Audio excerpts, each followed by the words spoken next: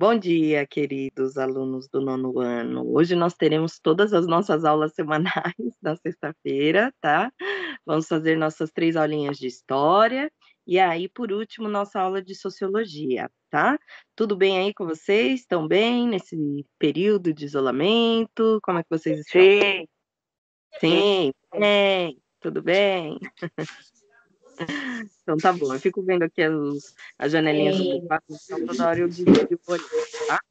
Vamos fazer, então, os combinados da nossa aula agora nesse método virtual. Vocês estão me vendo? não. Sim. Não. Agora Agora eu sim. apareci. Eu estava todo esse tempo falando, achando que eu já estava aqui, porque eu já estava na conversa, vocês estavam me vendo. Que loucura. Bom, então, oi de novo. Gente, ó, vamos fazer nossos combinados, então, da nossa aula, tá? Nossa aula vai seguir mais ou menos os moldes da presencial, certo? Só vamos combinar para vocês deixarem os microfones desligados, tá? Enquanto a Pro vai explicando a matéria, vai fazendo alguns trechos de leitura. A ideia é que a gente pegue mesmo as questões do livro, mesmo aquelas que a Pro não incluiu nos roteiros de leitura, e aí a gente vai fazendo a correção, tá? Igual a gente fazia na sala de aula normalmente. Para não ficar aquela coisa, como a gente vai ter todas as aulas numa tacada só na sexta-feira, para não ficar aquela coisa muito cansativa, né? Eu vou pedindo para vocês fazerem leituras, tá? Então vocês sabem que eu adoro quando vocês se voluntariam, falam, ai, Pro, deixa eu ler, ai, gostaria de ler essa parte, tá?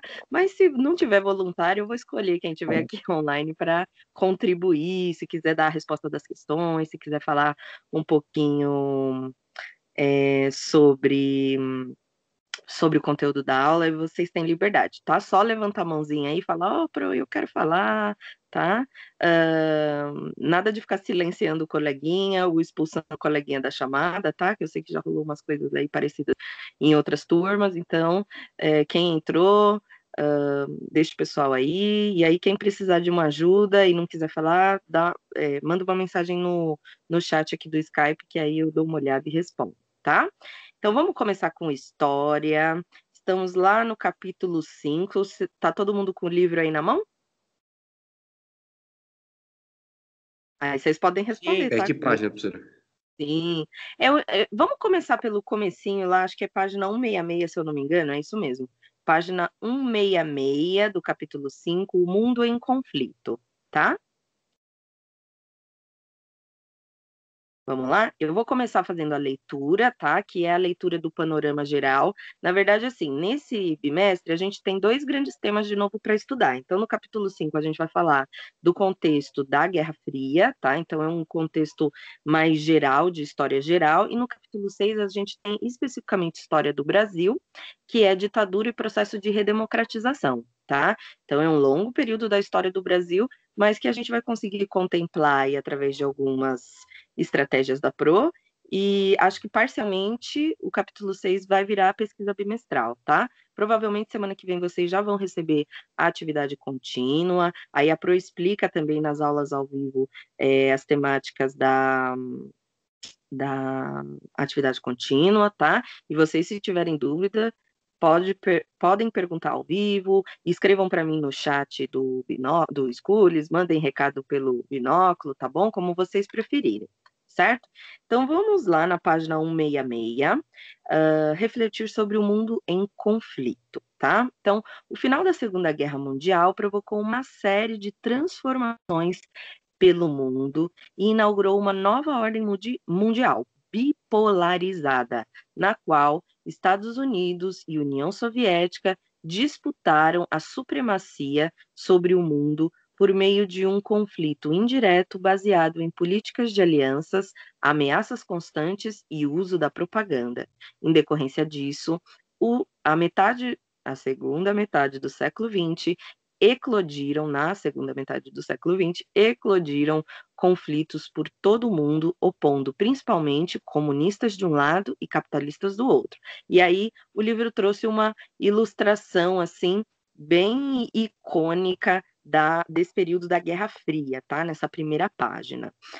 Daqui a pouco a gente vai comentar um pouco sobre ela, tá? Então observem aí os detalhes, observem as imagens agora da página 167. E aí eu vou comentar as questões iniciais, que vocês sabem que na introdução do capítulo sempre tem uma análise, né, do contexto geral. Então, na primeira pergunta, ele diz assim, na página 167. Observe a imagem da página anterior. Que países são representados? Por que ela mostra esses países com bombas, mas guerreando com equipamentos simples como estilingues? Então, falem para mim aí, organizadamente, um de cada vez. Quais são os países que estão sendo representados aqui nessa primeira ilustração da página 166? E aí, quem sabe a resposta? É na Europa? A Europa é um continente. Ele está perguntando assim, os países, né? Será que dá para identificar alguma Estados bandeira? Unidos e Rússia? Isso, muito bem. Quem falou? Gui? Foi o Guilherme que falou? Isso, fui Muito eu. bem. Muito bem, Gui, muito bem, tá certinho. Nesse caso aqui, como a gente está ainda no contexto da Guerra Fria, não é a Rússia, né? A Rússia é só depois. A Rússia é só a partir de 1992, se eu não me engano. É a União Soviética, tá? Que aí era a Rússia e outros países ali do leste europeu. Então, à esquerda, a gente tem a União Soviética comunista e os Estados Unidos capitalistas. Por que, então, segunda parte da pergunta, por que que eles estão sentados, né? Tem umas bombas ali, uns mísseis e etc., mas os soldados estão com estilingues na mão. O que que vocês acham?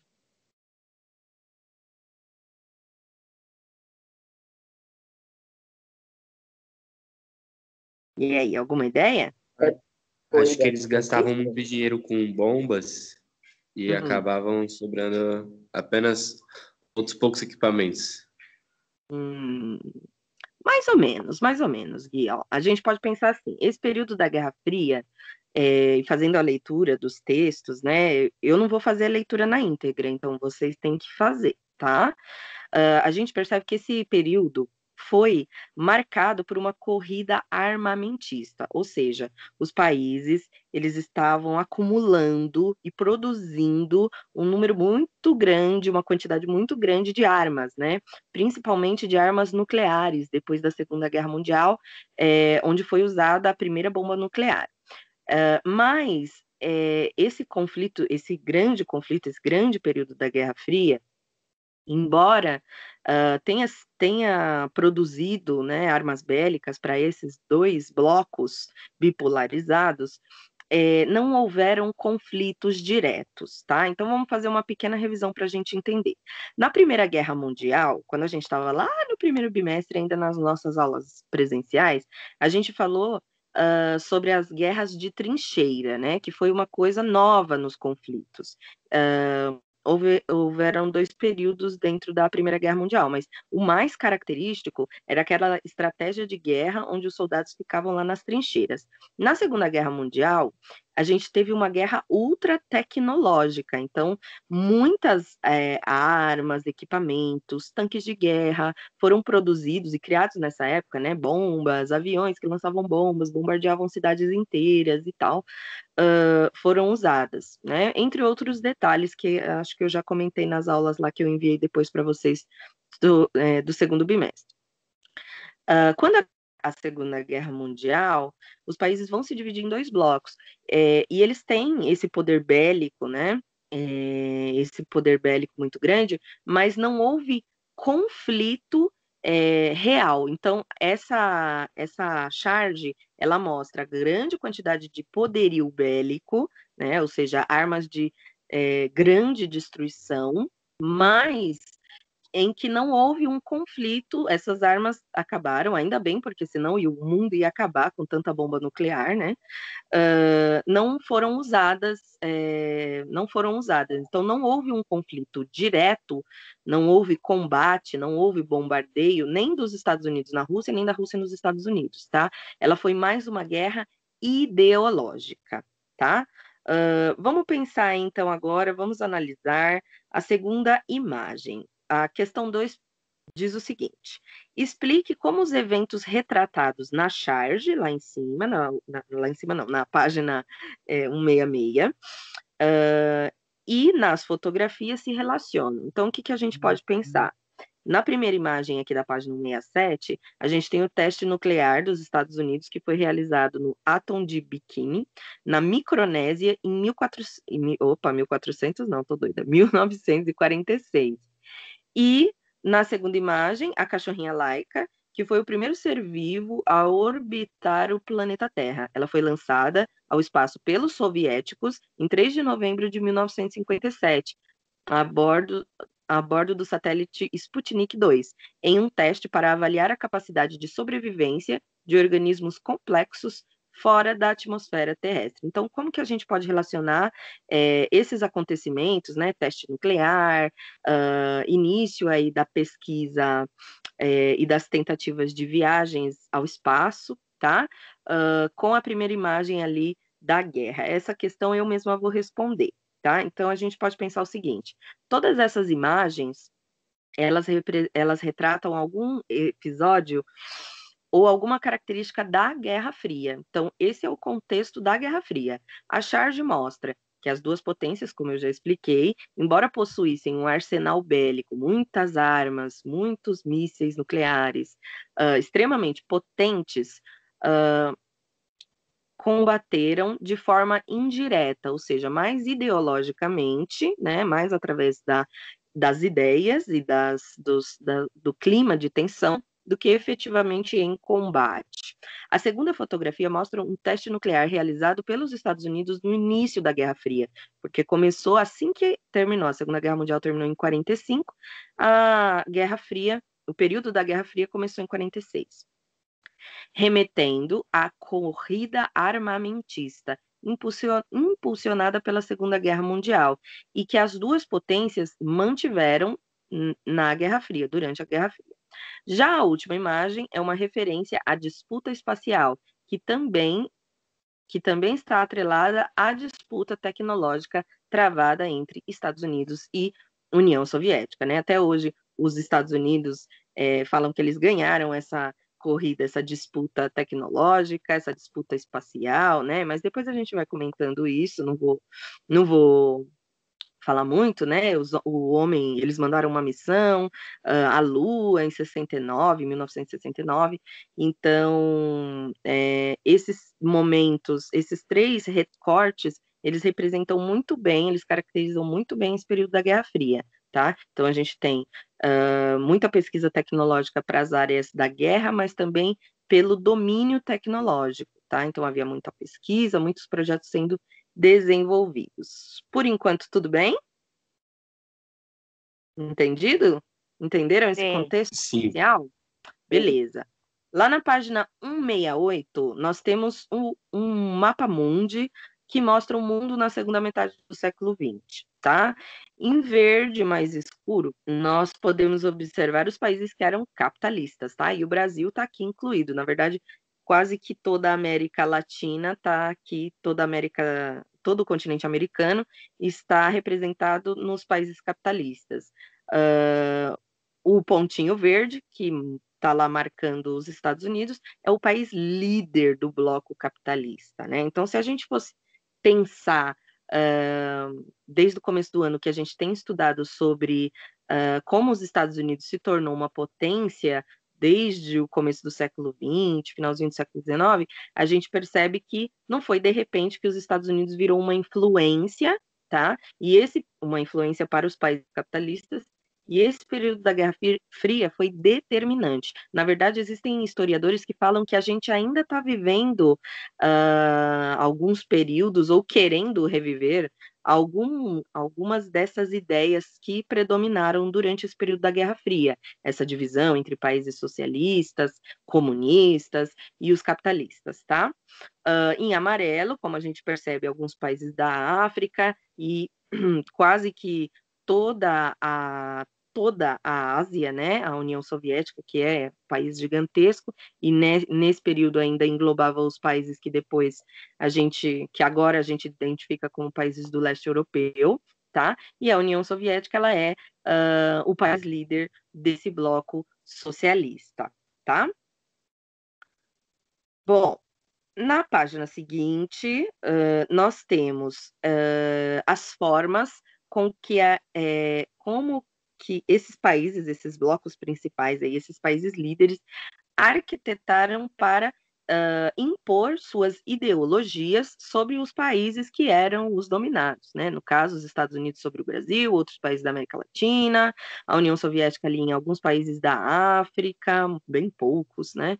E principalmente ali na região da Ásia, tá? Esse trecho eu acho importante ler, porque tem elementos e aspectos bem interessantes, tá? Então, eu vou fazer a leitura dessa página 169, tá? Então, dominar o mundo, porém, como? A rivalidade entre Estados Unidos e União Soviética desencadeou uma disputa entre as duas potências pelo controle do mundo. Tanto o governo soviético quanto o norte-americano desenvolveram diversas estratégias para expandir e manter suas áreas de influência. Na Europa, com o fim da Segunda Guerra Mundial, seguiu-se um período de alianças econômicas e militares, por meio das quais as duas grandes potências dividiram, entre aspas, o continente entre si. Além da ajuda econômica e militar, que também era oferecida a países de fora da Europa, as estratégias norte-americanas e soviéticas pelo controle mundial incluíam: número 1, o estímulo e o financiamento de movimentos de oposição aos governos de países alinhados ao bloco inimigo, ou seja, norte-americanos investiam e apoiavam movimentos contrários aos governos do bloco comunista, assim como os soviéticos também apoiavam movimentos comunistas em países capitalistas, tá? É muito nítido, na verdade, essa influência dos Estados Unidos, por exemplo, no Brasil, né? Então, qualquer movimento, qualquer partido político que nesse período e até mesmo agora se aproximasse minimamente de ideologias socialistas, os Estados Unidos vinha para cá, treinou o Exército Brasileiro, né? Em alguns períodos aí, principalmente um pouquinho antes da ditadura militar, né? Na década de 50, para poder barrar o avanço dessa ideologia que era contrária ao capitalismo, tá? Mas os soviéticos também fizeram a mesma coisa em diversos países. Bom, o apoio a golpes de Estado em diversos países, seja para combater a ameaça comunista, como no caso das ditaduras militares na América Latina, então, como eu já disse, né, como eu já citei aqui no próprio texto do livro, mais do que atestado que os Estados Unidos contribuíram para a instauração de ditaduras militares na América Latina para impedir qualquer tipo de avanço do Brasil ou de outros países, como Chile, por exemplo, que sofreram com isso também, com a ditadura militar bem severa, em qualquer direcionamento para as ideologias socialistas. Cadê? Perdi aqui onde eu estava aqui. Apoiadas pelos Estados Unidos. Bom, seja para implantar ou manter regimes comunistas, como no caso da invasão do Afeganistão pela União Soviética. Então, a União Soviética também quis fazer a manutenção dos regimes comunistas, e aí ajudou o Afeganistão a manter lá, que não era bem comunista, é um socialismo, né? A gente já falou um pouco sobre essas diferenças ideológicas, mas que também culminam em ditaduras militares. Número 3. O uso de intensa propaganda, então, em livros didáticos, histórias em quadrinhos, desenhos animados, livros, cartazes, filmes, músicas, diversos foram os meios de propagar tanto a ideologia comunista quanto a capitalista, né? Como a gente vive num país de influência capitalista, né, que faz parte do bloco capitalista, a gente percebe, né? Eu, pelo menos, percebo. Eu assisto os filmes, desenhos animados,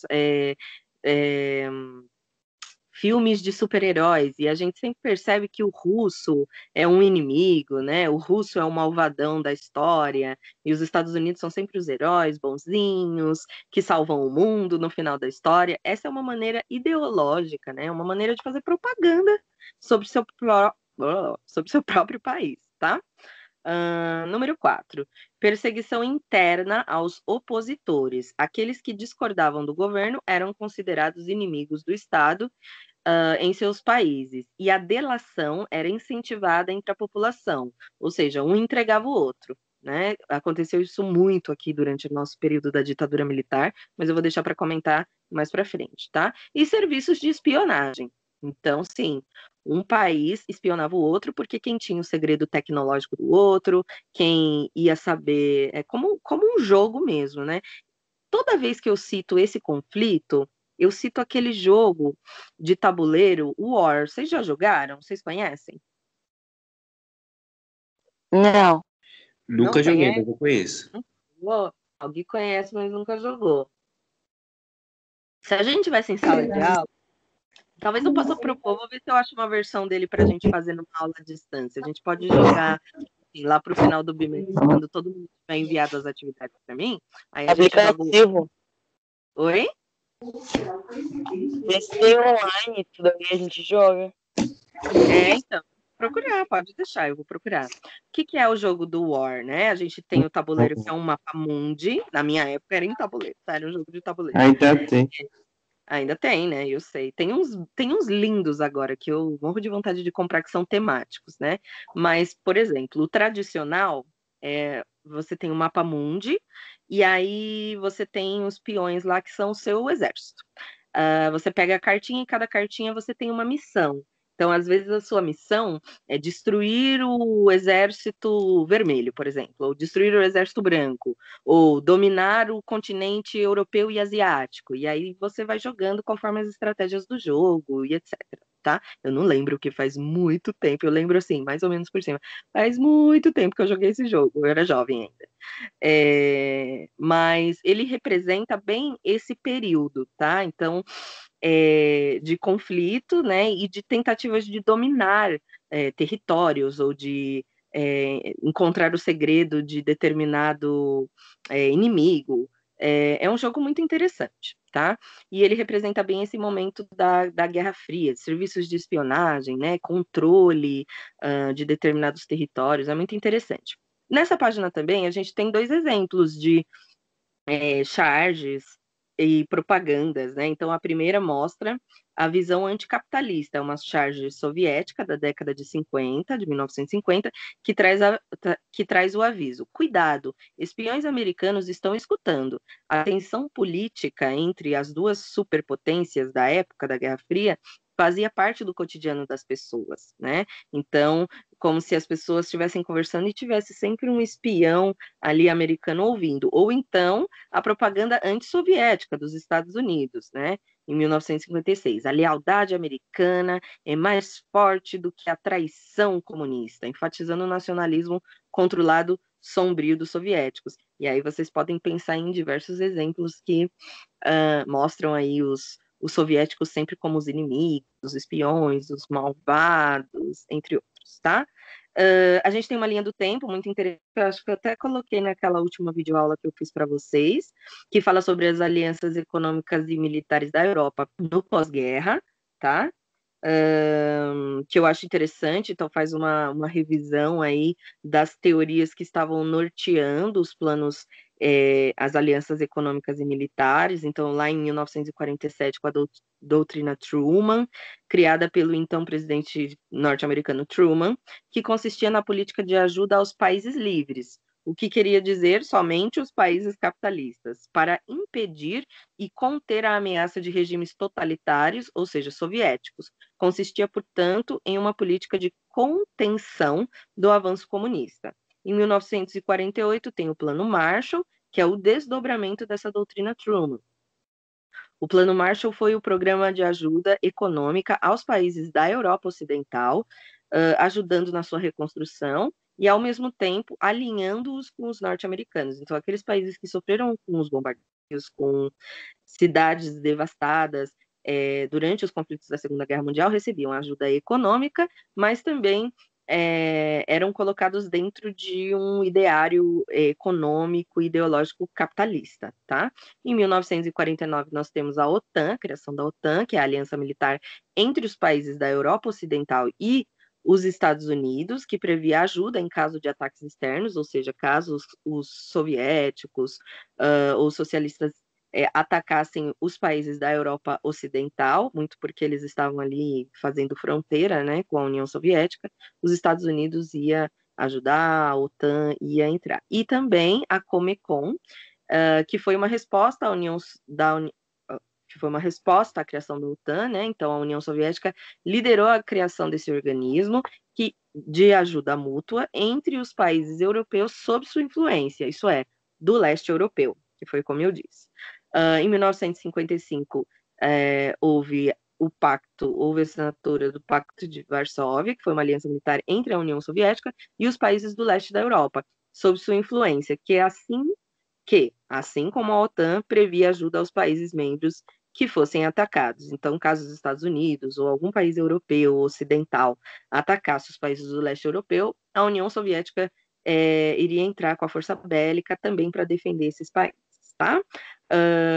Na página 170, nós temos aí uma temática que fala sobre a espionagem e o cinema, o que é ficção, o que é realidade. Eu vou pedir para vocês lerem depois. Então, a gente sabe que tem as duas agências de inteligência, né? A CIA norte-americana e a KGB, que é soviética, tá? Nesse plano de espionagem, e como o cinema divulgou essas agências, né? Os roteiristas exploraram muito essa temática. Façam a leitura também do quadro de mais informações sobre a teoria dos mundos, tá? Agora vamos para as questões, que eu acho que essas questões foram parte também dos nossos roteiros de leitura. Então, a questão 1 dizia o seguinte: como se dividiu o mundo durante a Guerra Fria? Essas questões elas são mais para revisar e fixar assim, na nossa cabeça o que a gente acabou de ler, porque às vezes a gente lê tanto que se perde, né? Então, como se dividiu o mundo durante a Guerra Fria? Resposta: o mundo dividiu-se entre os blocos capitalistas, liderados pelos Estados Unidos, e socialista, comandado pela União Soviética. Houve, no entanto, um grupo de novos estados na África e na Ásia, recém-independentes, que se posicionou neutro em relação ao conflito. De que forma o cinema, então, como a Pro não leu, eu vou fazer a correção dessa atividade, que aí já faz um resumo dessa questão do cinema, tá? De que forma o cinema foi usado durante a Guerra Fria? Resposta: o cinema foi uma importante. Nossa, estou travando. O cinema foi uma importante ferramenta de propaganda utilizada tanto pelos Estados Unidos como pela União Soviética durante a Guerra Fria para exaltar o seu regime e construir a imagem da outra potência como inimiga, tá? Aí, na sequência didática do livro, nós temos dois exemplos de revoluções políticas que aconteceram e que tiveram intervenção dos dois principais blocos, tá? Começa pela Revolução Chinesa, que também acho que foi a última, acho que essa foi a última videoaula que eu mandei para vocês lá no canal do YouTube, tá? Então eu não vou retratar, falar, comentar, eu só vou falar mesmo sobre as questões aqui dentro dessas temáticas, tá? Então, nós temos duas revoluções.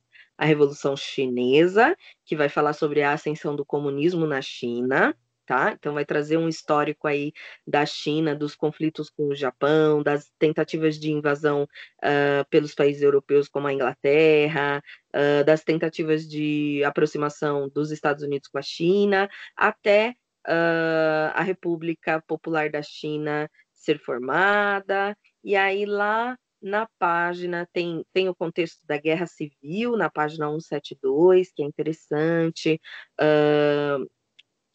vocês lerem, é um pedaço importante, na verdade, é um pedaço muito importante da história, porque a gente não estuda nada sobre China, e a gente tem que saber, né? A China hoje é uma das maiores potências, estima-se, na verdade, que a China vai ultrapassar os ganhos econômicos dos Estados Unidos, né? Vai ter um PIB mais alto, estima-se, né? Mais alto que o dos Estados Unidos. Então, assim, é importante estudar sobre a história da China, tá? Vamos às questões sobre sobre a Revolução Chinesa, tá? Então, página 173. Ó, eu tô fazendo a correção assim falada, gente, mas a ideia é que eu mande para vocês também por escrito, tá? Caso por acaso não dê tempo de mandar direitinho todas as questões que eu corrigi, vocês podem voltar lá no canal nosso e reassistir a aula, porque as respostas estão sendo lidas, assim como as perguntas, então vocês podem acompanhar só o áudio, tá? Mas eu vou tentar, no máximo que eu puder, mandar também as correções por escrito, tá? Questão 1 da página 173. O que motivou a derrubada do Império Chinês em 1912? Resposta: a ocupação de vastas regiões do país por nações industrializadas e modernas. Quais foram esses países? O Japão, principalmente, que sempre manteve uma política ali expansionista, querendo, como a gente viu lá na Revolução de Nanquim também, querendo ocupar o território chinês, tá? Historicamente. Os Estados Unidos, a Inglaterra, a Alemanha e a França. Questão 2. Quais eram os objetivos de Kuomintang ao instaurar a República da China? Resposta: os membros do Kuomintang defendiam a modernização da China, transformando sua economia e sua sociedade para, dessa maneira, manter sua autonomia e sua independência. Questão 3. É possível dizer que esses objetivos foram cumpridos? Bom, na verdade, a partir da leitura, é importante que vocês percebam o quê? Que isso aprofundou, né, mergulhou o país numa longa guerra civil, uma guerra entre os povos mesmo. Então, né, de uma própria nação, uma guerra civil. Então, façam a leitura dos textos ou escutem a minha videoaula, porque eu sei que a minha videoaula está quase um audiobook. Eu li praticamente todos esses dois temas na última videoaula que eu enviei, tá? Então vocês podem ouvir lá para rever. Alguma dúvida até aqui? Não. Não? Tudo tranquilo, tudo de boas? Beleza.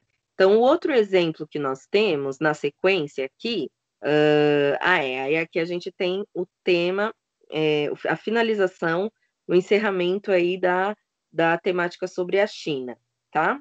Fala sobre a República Popular da China. Vamos lá. E aí nós temos assim a seguinte questão na página 174. Quais são as principais características da Revolução Cultural implementada por Mao Tse-tung em 1966, não, 1966 e 1976? Então, Revolução Cultural durou 10 anos, tá? Tem que fazer a leitura aqui desse texto da página 174. Mas, no geral, o que a gente pode pensar é que houve um estímulo. Alguém quer fazer uma pergunta? Que eu estou ouvindo o microfone aberto aí. Não, professor, não, eu esqueci de desligar. Que eu saí e entrei de novo porque estava ruim. Entendi, tá bom, Gui. Desculpa, é que às vezes a Pro se desconcentra, que eu tô ainda aqui vivendo e aprendendo a brincar aqui de Skype com vocês, tá? Então, assim, o que é importante? Um dos pontos que é importante pensar aí sobre essa revolução cultural que aconteceu durante esses 10 anos, que houve um estímulo ao culto do líder Mao Tse-tung, então houve um estímulo ideológico, né, e nacionalista, e uma forte repressão daqueles que se opunham a esse sistema comunista que foi implantado pelo Partido Comunista nesse período, tá? A Revolução Cubana é a sequência, tá? Ela mostra, assim, como os Estados Unidos interferiu muito nas políticas, no governo, dominou, né, quase que num período muito longo histórico, a política e a economia em Cuba, e que isso para a população cubana era muito prejudicial, tá? E aí também fala sobre os personagens, os motivos que fez com que Cuba se alinhasse ao modelo comunista, né, socialista. Então, nós temos aí os subtemas, né? Começa com a Revolução Cubana, trazendo as principais causas e consequências, como que essa Revolução Cubana se encaixa aí dentro desse contexto da Guerra Fria, e pensar um pouco sobre Cuba na atualidade, tá? Então, na sequência, nós temos Cuba, o contexto histórico de Cuba na primeira metade do século XX, a Guerra de Guerrilhas, tá? O governo de Fidel Castro, certo? Na página 177. E lá nós temos duas questões. Até eu fiquei assim um pouco surpresa com algumas coisas que eu li nesse livro, falando sobre essa situação em Cuba, né? Alguns detalhes que talvez eu não me recordava de ter estudado lá na faculdade há milhões de anos. Então, é uma coisa curiosa, porque a gente tem uma visão, e muitas pessoas têm uma visão de Cuba, né? Porque acabou se deixando levar, talvez, por essa propaganda dos Estados Unidos, porque a gente percebe que Cuba estava sendo usada pelos Estados Unidos e depois que ela se alinha à ideologia socialista e comunista, Cuba também vai ser o cenário, um dos cenários, né, de inimigos dentro dos filmes. Então a gente acaba se deixando levar por esse tipo de propaganda, por esse tipo de ideia, né? E acaba tendo uma visão até errada sobre nós mesmos e sobre os nossos países vizinhos. Então é interessante, é uma coisa para a gente refletir. A questão 1, na página 177, diz o seguinte: o que motivou o movimento revolucionário em Cuba? Então, nós podemos pensar que o movimento revolucionário foi impulsionado pela insatisfação popular contra a situação de pobreza extrema, tá? Isso antes deles virarem um país comunista, tá? Um país socialista. Insatisfação com a pobreza, problemas na educação, saúde, desemprego, corrupção, desigualdade social e interferência no país por parte dos Estados Unidos, a que estavam submetidos desde a independência política do país em relação à Espanha. Então, quando Cuba consegue se libertar, assim como o Brasil teve seu processo de independência de Portugal, consegue se libertar do domínio espanhol, os Estados Unidos vêm e acaba se tornando a nova metrópole, como a gente estudou um pouco lá naquele contexto do imperialismo, né, norte-americano. O que foi o bloqueio econômico a Cuba e quais eram os seus objetivos? Bom, o bloqueio econômico foi o corte nas relações comerciais imposto pelos Estados Unidos a Cuba em 1962, com o objetivo de provocar uma crise econômica e enfraquecer o governo socialista. Só que isso acaba não acontecendo, né? Então, o que é um bloqueio econômico? Os Estados Unidos, como é uma nação, uma grande potência capitalista, né, a principal, e que tem sobre os